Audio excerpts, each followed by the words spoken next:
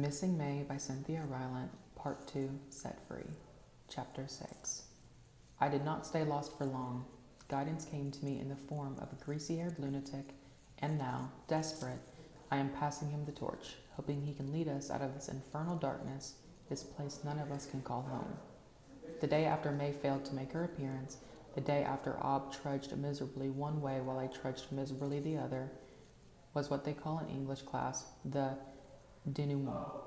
All our stories took a sharp turn because of what happened that next day. We were put on a different road, and like Dorothy, the Scarecrow, and the Cowardly Lion, we are all hoping that there really is a Wizard of Oz. And in that Emerald City, we will find what it is Ob needs to finally rest his soul. The day after May didn't come to us, Ob didn't get out of bed. He didn't get me up either, and from a bad dream I woke with a start, knowing things were wrong, knowing I had missed something vitally important. Among these, of course, was the school bus. It was Monday, and Ob should have called me out of bed at 5:30, but he didn't. And when I finally woke at 7 o'clock, it was too late to set the day straight. But maybe God intended for me to sleep in that morning, needed me to stay home, as he counted on all the day's events spreading out just like he'd planned them. I jumped from bed and hurried down the hall to Ob's room at the other end of the trailer. I knocked on his door. Ob? No answer came to me. Ob, you awake? My breathing was tight, just like my nerves, as I wondered what I'd find inside that room.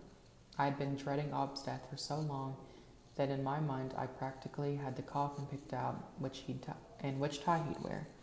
I thought this morning might be the one for truly final decisions. Summer? I heard him say in a weak voice. My heart lifted a little at the sound of his voice, and I opened the door a crack. There still wasn't much light outside, so all I could see of him was his thin, bony silhouette upright in the bed. I could feel the fear in him. Ob, you okay? I went over and reached out to touch his arm. Are you sick, Ob? His hand came up and covered mine. He was shaking his head, patting my fingers again and again. I wasn't sure what to do. I sat down on the edge of the bed. His face was gray in the light, and he looked to me like some sort of poor victim of a medical experiment. What is it, Ob? I asked. And in that gray cast, that fog in which we both sat, I could see and feel that tears were rolling down his face. I must have overslept, he whispered, and he knew as well as I that he had never, not any day of his life, overslept. He was as trustworthy as the sun in this. I took my hand from underneath his and stroked his shoulder. It's all right, Ob, I told him. Happens to everybody, I said, knowing full well it didn't. You go on back to sleep if you want, Ob. I'll put some coffee on the stove, and I'll fix you some eggs and cocoa when you get up. Ob didn't protest. He was humiliated. I knew and wanted to be left alone. I understood that feeling. Once when I was in 4th grade, our teacher had made us write descriptions of each other. She said she would read them aloud, and we would try to guess who was being described. One of the descriptions she read was of a girl who sounded to me like some sad welfare case, in the sorry way her clothes and hair were described, but everyone in the class seemed to know right away who it was. Only the girl herself was stumped. That was about the only time in my life I didn't put 2 and 2 together, and once I realized the writer had in fact been describing me, or what she saw when she looked at me, all I wanted was to be home, safe with May and Ob, never to leave the haven of my own room again. But I had to sit among others for the rest of the school day, exposed. I understood Ob's need to be alone. I went out to the kitchen and called the junior high to let them know I wouldn't be coming any time that day, and I got a pot of coffee brewing.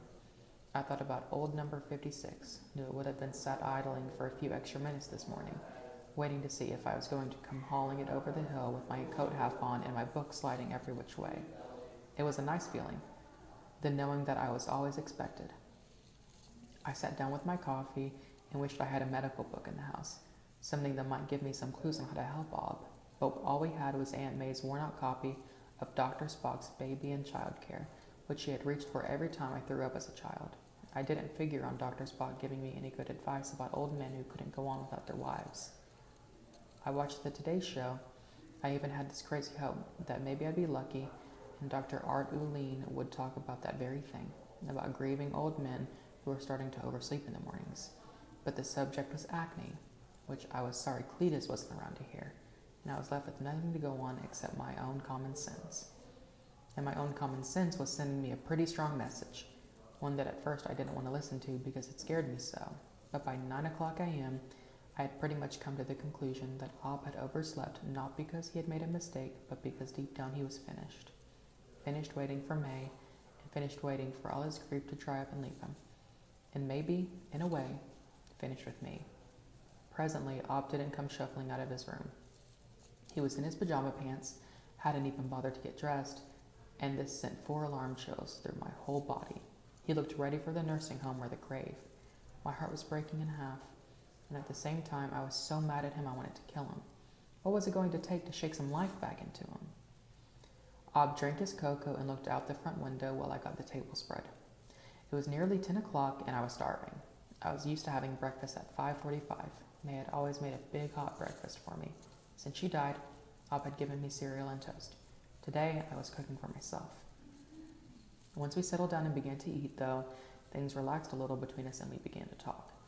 I searched for topics that had generally interested both of us before, like whether or not we should get a dog, and did we think that the young guy at the hardware store was drunk or just had a speech problem, and maybe this spring we ought to buy one of those weed eaters so we could clean out that mess around the old Chevy.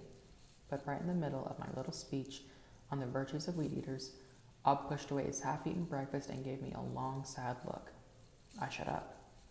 "Summer," he said, "I don't know that I can do it." "Do what, Ob?" He shook his head. Those tears were coming back to him. "I never was no hand at housekeeping. Maybe there was a time I could have learned, but it's too late for me now. And I don't know that I can do all that needs to be done to keep this place running." I knew he meant me. He meant keep me running. The trailer could take care of itself. He wasn't so sure I could. "I can take care of myself, Ob." He swallowed hard and waited a minute to collect his voice. "May wouldn't have wanted you caring for yourself, child. We brought you to this place to raise you up with our own hands, and she wouldn't want you having to look to your own needs. She'd want you to have somebody right here seeing after you. I don't know that this old man is going to be of any use to you, Summer. I'm not doing so good since she passed on." In a strange and unexpected way, Ob saying this exhilarated me. I'm not sure what it was, but it had something to do with him still being rooted enough to things to know they were going wrong. If Ob had overslept and sat around in his pajamas all day and made excuses for it, or worse, thought nothing of it at all, that would have made me ready to give up on him. But he knew he wasn't doing so good, and he still knew enough to be ashamed. That gave me some hope. "Ob," I reached for his hand, "maybe you could start a new batch of gigs. Maybe you need to get busy on something a while till some more time passes. I can take care of things. I can run this place till you're better." He gave me a weary smile. "There's nothing in this old head of mine to make a gig from, sweetheart. Seems all it's filled up with is talking to May and thinking about her dying on us. I keep running through that garden over and over, finding the poor thing and feeling my heart freeze up just like it did that day. It's over and done with except in my head. I just can't get it out of there.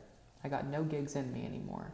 The only vision I've got is of my poor old May, and seems there's nobody nor nothing can distract me from that. I ain't even so sure I want to be distracted. I got to keep her with me somehow." I nodded my head and stroked his arm. What could I say to him? He was telling the pure truth. I knew, and I didn't have any answers for either of us. All I could do was fix him up another cup of cocoa and pour me another cup of coffee and just sit. Then at 3:25, Cletus Underwood and his suitcase showed up at the front door, and we finally got some directions to Oz.